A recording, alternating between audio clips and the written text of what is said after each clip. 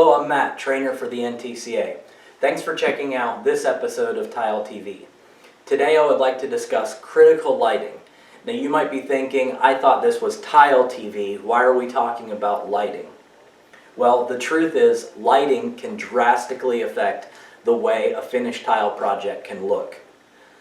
Good lighting will show the beauty of a tile and highlight the details a craftsman has put into his or her project. On the other hand, poor lighting or misplaced lighting will emphasize every imperfection on a project. The most common imperfection that lighting will show us is lippage. Lippage is simply when one tile's edge is not even with an adjoining tile's edge. Let me show you what I mean. As we look at these photos, we can see what lighting will emphasize on a tile project. But let's talk for a second about what the NTCA reference manual calls causes of critical lighting issues. Substrate flatness, installer skill, tile tolerance, patterns and layout, grout joint width, lighting placement.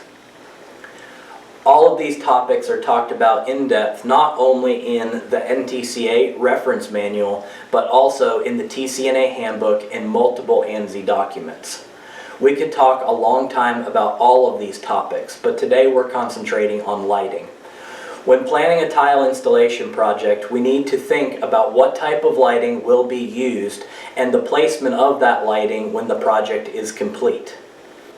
If the tile is being installed on the interior of a building, we may not have natural lighting to worry about, but we do need to consider whether the light being used is being placed next to the wall or away from the wall.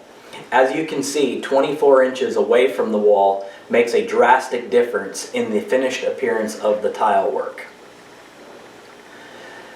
This is the difference between grazing and washing. Grazing will emphasize varying textures, shadow and depth, as well as the grout joints being maximized, whereas washing will highlight the tone, color, smooth finish of the tile, providing us with a flatter, more uniform appearance to the grout joints. Another type of interior lighting that we should consider is natural lighting coming through glass doors, windows, or skylights. As you can see, this can be a beautiful feature and create beautiful atmosphere, but again, with all lighting, it can emphasize imperfections.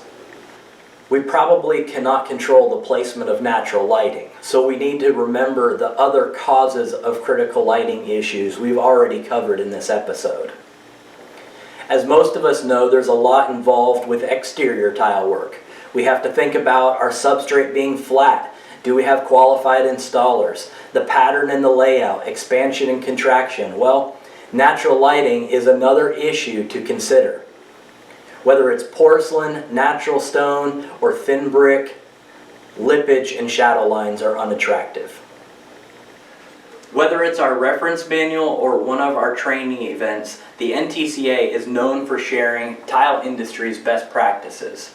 When it comes to lighting, one of those best practices is the building of a mock-up, just like this. I'm here in a small commercial renovation, and you can see this tile contractor has coordinated with the general contractor to come in and build a small mock-up even before the drywall goes in. He has also coordinated with the electrician to have lighting in place so his client can approve this tile before the install begins. I hope you found this helpful, and I look forward to seeing you at one of our next NTCA training events very soon.